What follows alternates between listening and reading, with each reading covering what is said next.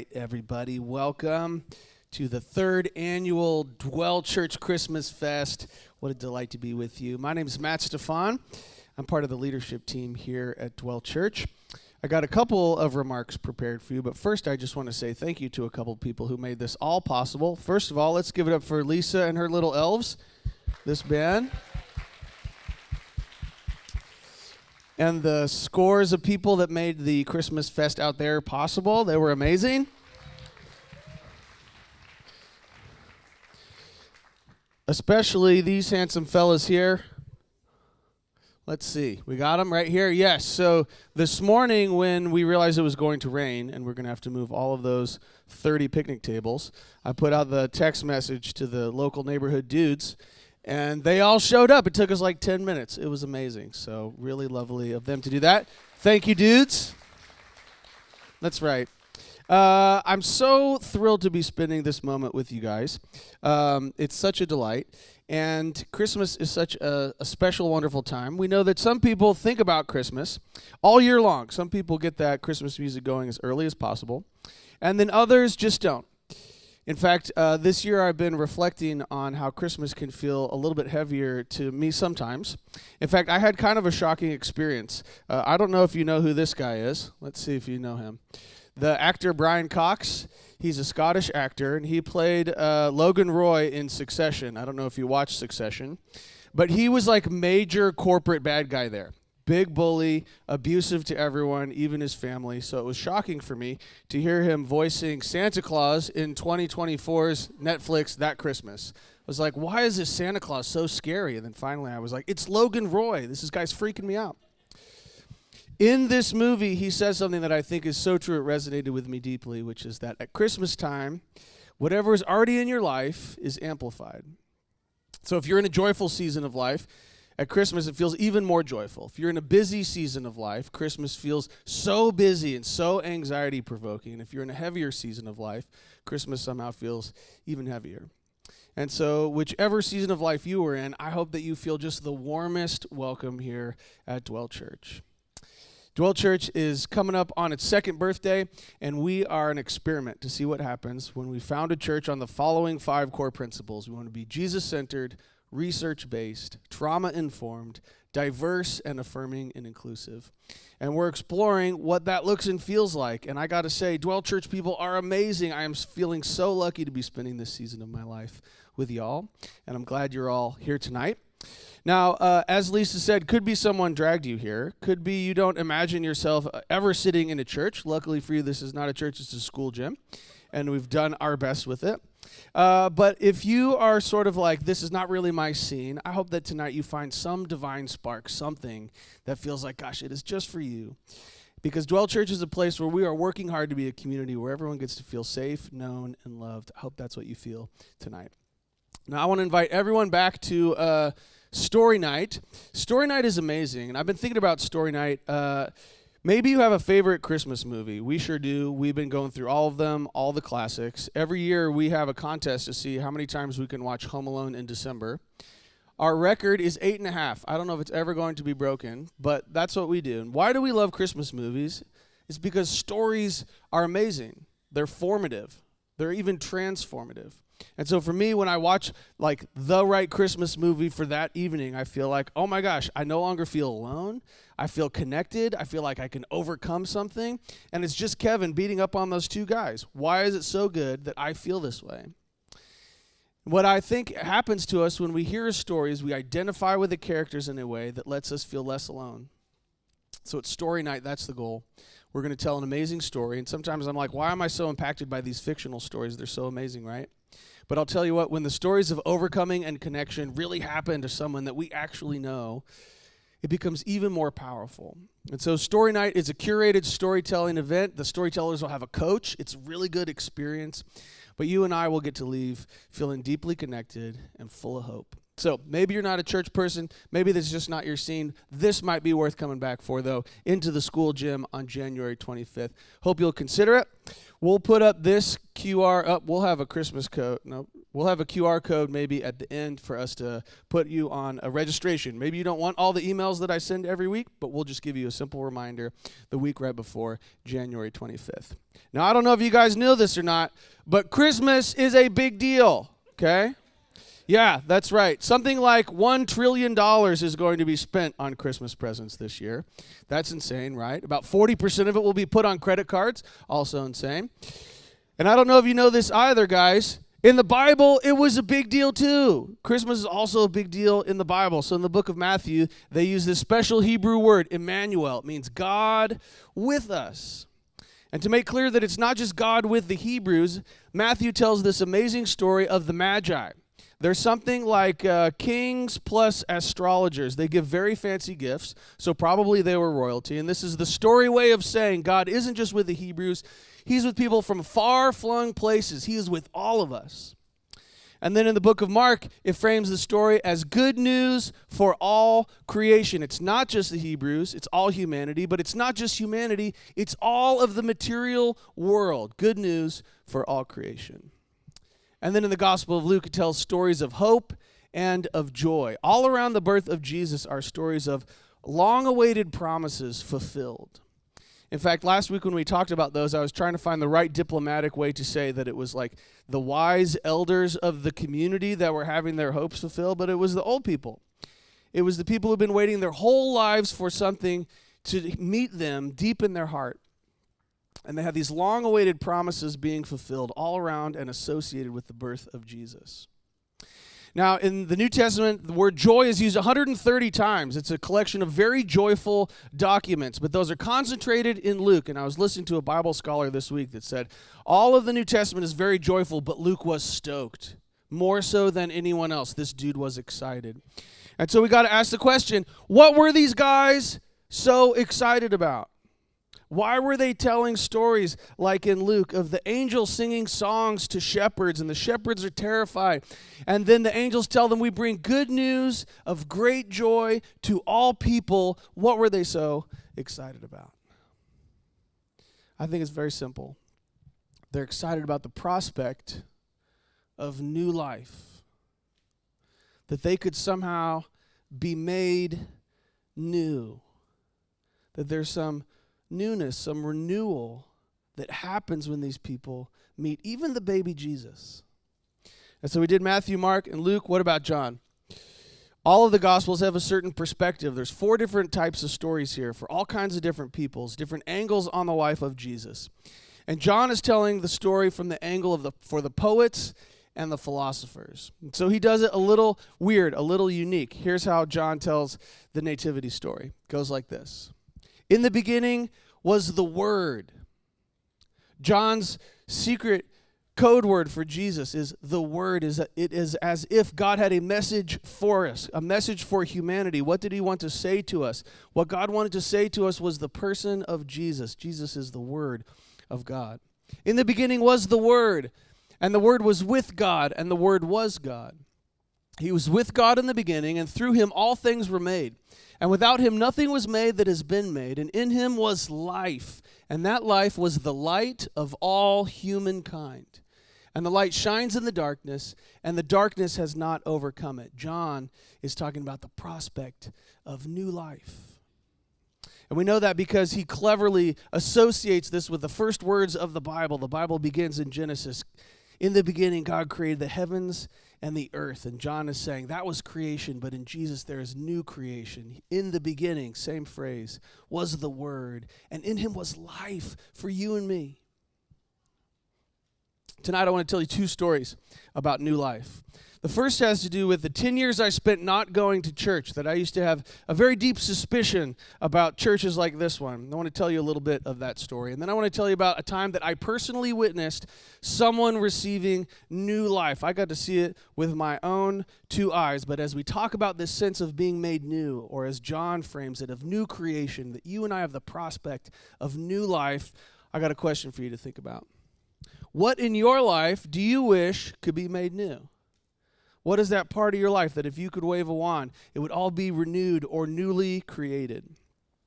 I have a thing in my life I'm very grateful for. I have the same 4 or 5 best buddies since the 1st and 2nd grade. And every year we get together, we have a guys trip. And some of those guys are pastors, so we have a lot to talk about. We also do all the great guys trip stuff. We go surfing, we go on a hike, we eat steaks, we break wind without shame. It is very lovely for me. But also each guy gets an hour or an hour and a half to go through this list where we get to share, how am I doing in my marriage? How am I doing as a dad? How am I doing in my mental and physical health? How am I doing in my friendships and at work and in my finances? And so I get to identify and have these guys identify, where do I need new life? Where in my actual existence do I need renewal or new creation? And sometimes those guys just pray for me in one of these particular areas. It's so fruitful. I wish I had started it earlier. So I know there's a lot of Dwell kids in here, so I thought, what had I wished I'd done as a kid? I wish I would have asked these questions. This is what like a flourishing kid life looks like. Right here. Here's your list. How am I doing with my friends? Am I feeling connected to my friends? Because if you're having drama in your friendships, that's going to really affect your life. Maybe you should talk to someone like that, someone about that. You got to feel connected to your friends. Do I feel connected to my siblings, fighting with your siblings? Sometimes you love them, sometimes not. If it's too much not, that can be hard in life, right? Am I feeling connected to my parents? And if you're sensing a theme here, guys, connection is like the main event in human life.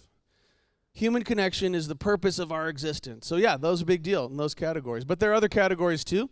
How am I doing with food? Am I fueling my growing body, or am I just eating sugar so I feel yucky all the time?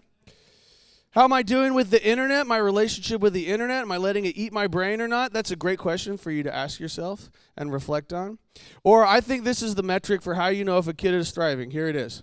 Am I noticing and calling out every 6-7 that I see? Look back on your last week. Did you do this more or less than 1,000 times?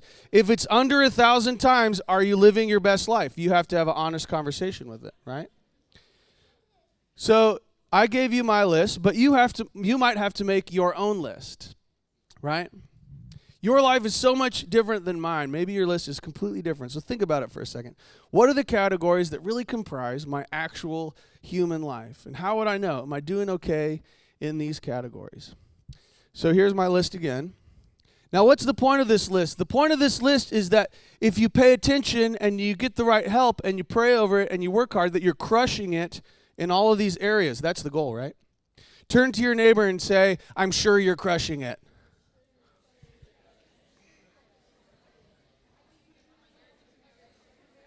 Okay, turn to your other neighbor and say, I'm obviously crushing it.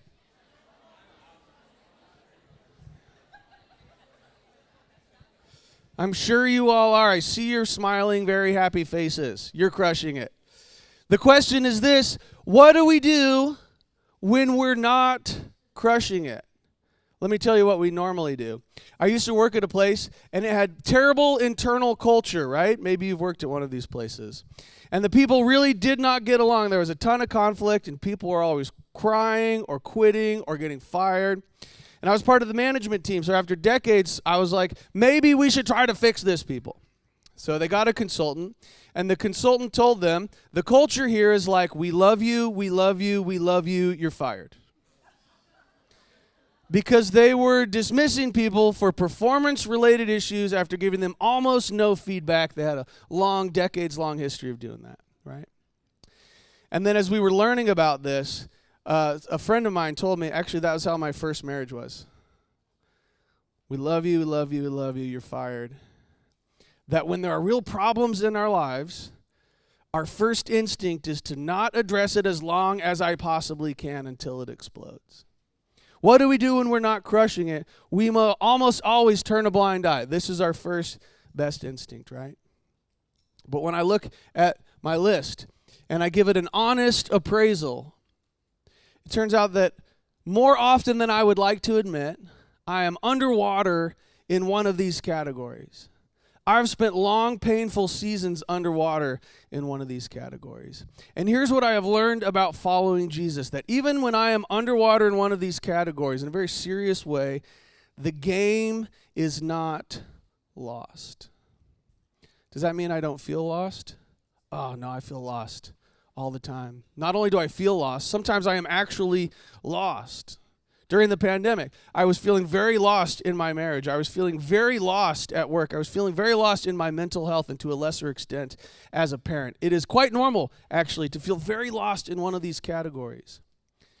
And here's what I think the story of Christmas is. That when we feel lost, God comes to us. That is the magic of Christmas. That when I cannot find my own way, God comes to me. Followers of Jesus call that grace. That when I didn't deserve it and I couldn't earn it, God came to me anyways. And the tragedy of our world is this, that we live in a world that is quite suspicious of this kind of spirituality, quite suspicious of churches like this one, and sometimes rightly so. See, my story is this, that I grew up in a church that was eventually featured in a documentary. Now, you know something has gone wrong when they're making a documentary about it, right? That documentary is called Jesus Camp, and I don't recommend it. But I'm going to tell you one story that I think will be emblematic for the entire experience. When I was in middle school, I was leading a little Bible study in the basement of my parents' house. And some guys from church would come, and some guys from the neighborhood would come. And at that church, it was very important that you didn't listen to the radio. If you listened to the radio, you were listening to like some soul-corrupting secular music. And sometimes the youth leaders would ask you, hey, have you been listening to the radio? And if you said yes, you might have to step down from your role of leading the Bible study or playing in the band. And so it became clear that one of the neighborhood guys that was coming to my little Bible study had been listening to the radio. And it emerged that there was all this pressure to have like an intervention for this kid. And to a Bible study be like, man, it's corrupting your soul. What are you doing, right? And so one Tuesday it transpired that me and some of the other leaders were going to confront this guy. And so we did. And it went probably as you would imagine. That we never talked to him again. That he didn't come anymore. Now, part of my experience of that church and part of what was so very subtle but very painful for me was doing all of that against my better judgment.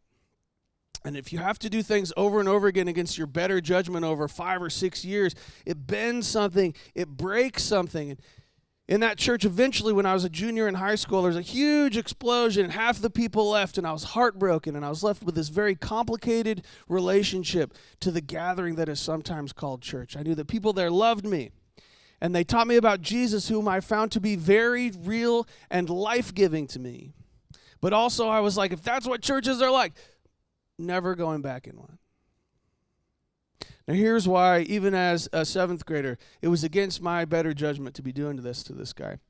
I don't know how closely you follow the timeline of my life, but when I was in the 7th grade, the Blue album by Weezer came out, and there was a song on there called Buddy Holly, and the first time I heard it, I was like, oh my God, I love this song. Like I just loved it. And I was like, I can't listen to the radio because I don't want to get fired from my 2 little jobs here. But I love that song. And so it made no sense to me. It was making no sense to me. What was the problem with listening to the radio? But the other part that made no sense to me was that I knew that it would hurt this kid. That he didn't know anybody there. He didn't go to our church. He didn't know about not listening to the radio. He was just coming to talk about these scriptures. And I thought, how isolating must it be for everyone else to have like this other knowledge and then you suddenly to be confronted with it. And that's exactly what happened. He said, I feel like you guys are ganging up on me. And he never came back. And sometimes, even to this day, I feel sad. I like that guy. But here's the reason, the third reason that I found it to be against my better judgment. The Jesus that was so fragile that he was offended by Buddy Holly from the Blue album is a Jesus that is too small. That Jesus is too small. Something I will always treasure about that church, they taught me to read the Bible, and I was reading about a Jesus where like the angels were singing, and they were saying it was good news of great joy for all people, and all we can do is talk about the hope and the joy, good news for all of creation. That's the grander, more majestic Jesus that I wanted to know, and the Jesus I was meeting at church was too small. He was too small. And so I went on a crusade for the next 10 years of my life to try to figure out, how do I meet this grander, more majestic Jesus? In fact, in college, I studied the Bible, and then I went to graduate school because I was meeting this life-giving Jesus in the pages of Scripture. And even though the Jesus at church was too small, I was quite confident I was experiencing something real and life-changing. So fast forward to 2008. I'm finishing my graduate degree. My wife is finishing her PhD, and I'm working at a tiny little church. I'd come to the conclusion that what I wanted to do with the rest of my life was talk about this grander, more life-giving Jesus. And I was praying one time, and I had this moment where I was like, maybe the people at church also need to hear about this grander, more majestic Jesus. I should go there. So I was working at this tiny church in Los Angeles. And it was 2008, and I realized I want to do this full-time. I was working part-time. And the economy was horrible, so I was applying to all these jobs.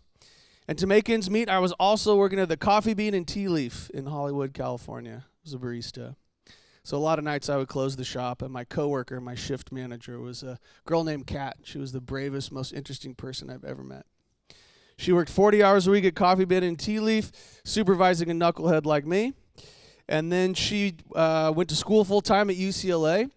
And then every day she hooked her body up to a dialysis machine. Both of her kidneys had failed due to type 1 diabetes. So a lot of nights I was closing the shop. I loved Kat. She was so funny. We had so many good jokes about the weird and amazing people that came into the Coffee Bean and Tea Leaf in Hollywood, California.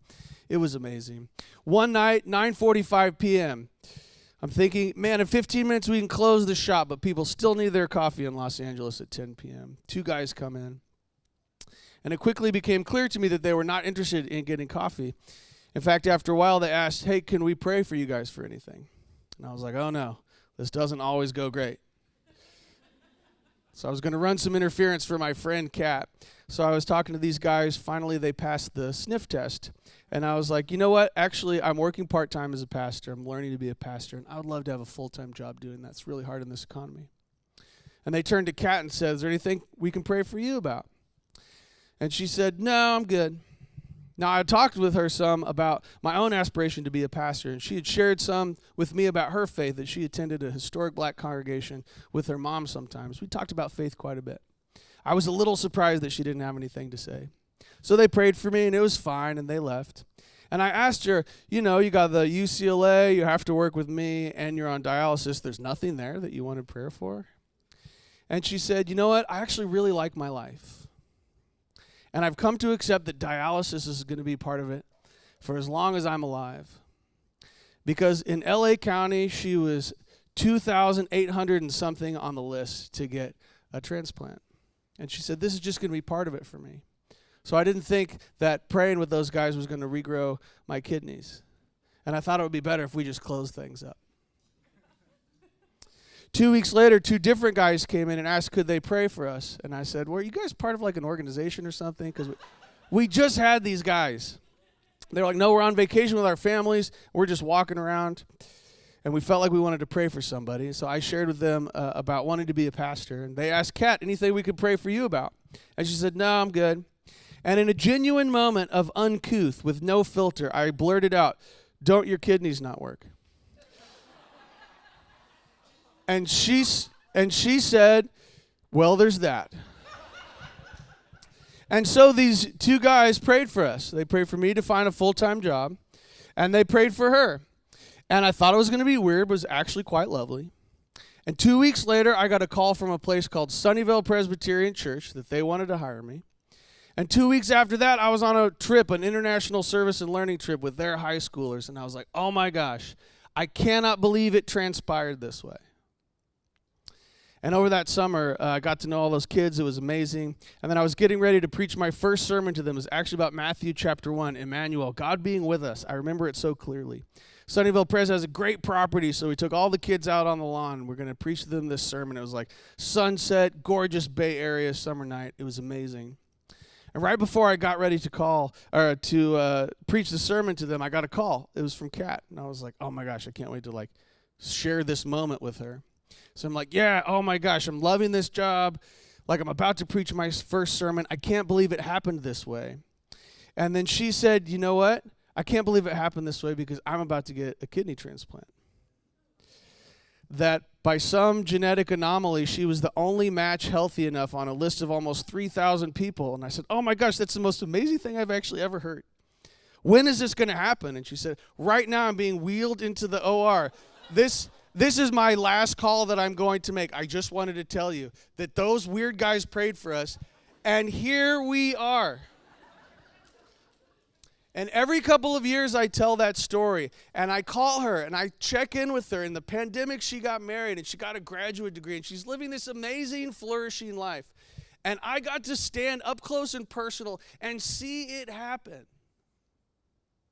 And I wonder if you had an uncouth, very honest friend who loved you, what they might blurt out that needs to be made new about your life. Because here is the story of Christmas, that God meets us in our vulnerabilities. That he comes to us in the ache of our very real lives. That he is not fragile, but we are fragile. So he becomes fragile to join with us. That this is the plot of Christmas. That we did not deserve it. We could not earn it. But God comes to us so that we might be made new. That's what we're going to celebrate. Let me pray for you. Jesus, will you open our hearts and our minds to know the grander, more majestic, the life-giving version of Jesus Christ born to us in the season of Christmas. Would you teach us what it means to follow you and to love each other? We love you, Jesus. Amen.